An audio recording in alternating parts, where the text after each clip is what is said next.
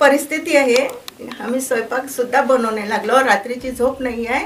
हमारा वाटलं कि स्वाति वापस येते कि नहीं येत म्हणून. बहुत अच्छा महसूस हो रहा है, मतलब शब्दों में बयान नहीं है.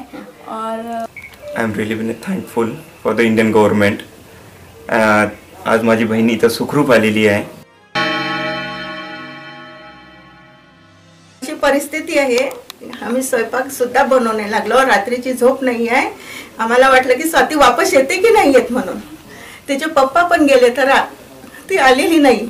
म्हणजे खूपच कठीण परिस्थितीतून आलेली आहे ती बंकर मध्ये असल्यामुळे माझा कॉन्टॅक्ट 3 दिवस झालेला नव्हता. मग मला तर खूप माझं लक्ष लागत नव्हतं इकडे. नंतर दुसऱ्याच्या फोनवरून कॉन्टॅक्ट केला मी तिला.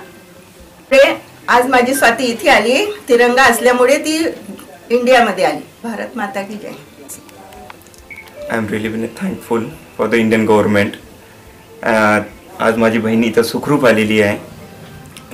बाबा 2020 एक्सपायर झाले.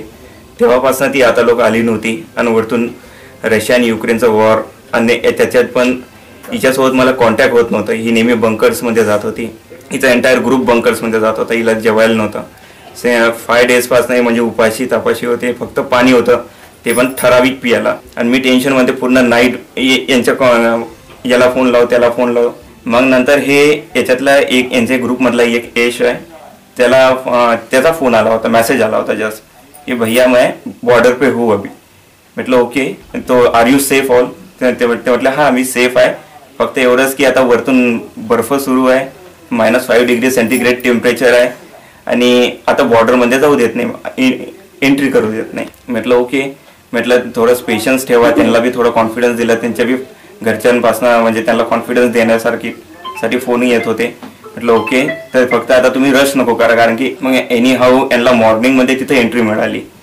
मग तिथून त्यांना इंडियन गव्हर्नमेंटने फार सपोर्ट केला. म्हणजे तिथून आपली इंडियन गव्हर्नमेंट ॲक्शनमध्ये आली आणि तिथून त्यांना शेल्टर दिलं आणि तिथून ती दिल्लीला फ्लायओव्हर झाली आणि दिल्लीमध्ये बी तिला चांगली ट्रीटमेंट दिली. जसं एक लक्झरियस जे म्हणतो आपण, लक्झरियस ट्रीटमेंट, ही लक्झरियस ट्रीटमेंट त्यांना दिली आणि तिथून ती आज औरंगाबादला येऊन आज मलकापूरला घरी आलेली आहे. मला एक सांगा, तुम्ही युक्रेनला हिला जायचं काम काय पडलं? हिला इकडे ऍडमिशन नव्हती मिळत का पुढे काही? ॲक्च्युली तिने ट्राय केलं होतं खूप, म्हणजे आपल्या मेडिकल एक्झामसाठी.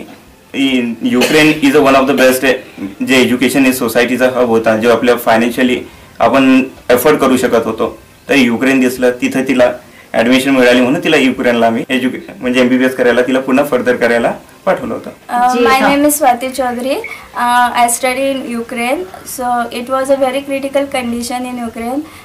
We faced like explosion was there, and like we used to hide in bunkers. Then we went to the border.